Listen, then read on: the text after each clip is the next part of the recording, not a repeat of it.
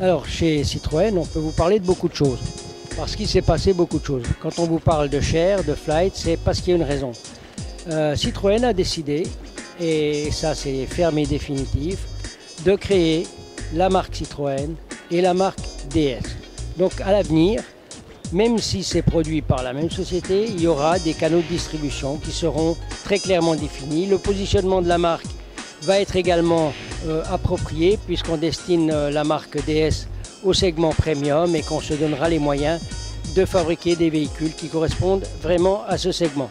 Ici chez Citroën, qu'est-ce qu'on nous présente? On nous présente entre autres ce concept Airflow.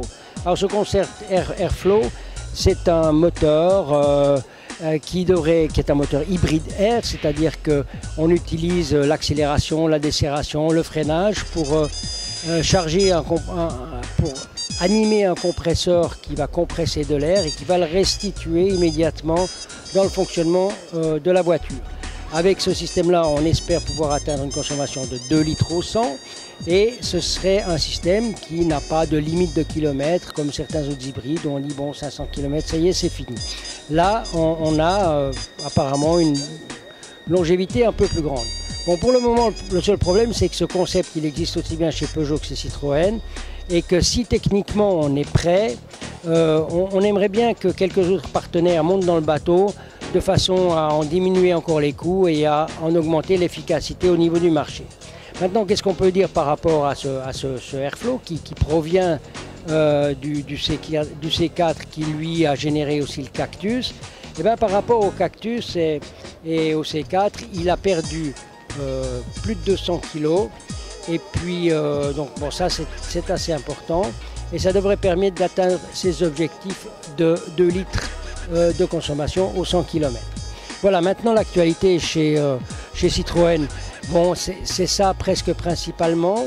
On a toujours le Cactus et puis bien entendu on a la C1 qui est aussi arrivée sur le marché au mois de septembre et qui présente évidemment toutes les mêmes qualités que ses cousines, c'est-à-dire principalement la connectivité. Ça c'est aussi un peu les deux grandes nouveautés qu'on a en matière de Citroën. Alors encore pour dernier petit aparté du monde Citroën, qu'est-ce qu'on peut dire? On est ici devant ce concept C1 qui s'appelle Urban Ride. Alors ce Urban Ride, c'est une évolution de la C1 qui est ma foi un peu cow-boy messi qu'on pourrait dire. Plus la force de ce projet réside beaucoup plus sur la volonté de Citroën en fait de faire participer les clients finaux à la conception du véhicule. Pas seulement, enfin le vœu de Citroën, c'est de pas seulement avoir des clients qu'on a sondés avant puis qui disent qu'ils achèteraient bien ce véhicule. Non, des clients qui deviennent actifs et qui vont participer à la création et à l'élaboration du produit. Voilà, ça c'est une idée qui est assez intéressante, donc on va voir ce que ça va donner à la sortie. Il faut suivre ça parce que c'est un nouveau concept qui est assez intéressant.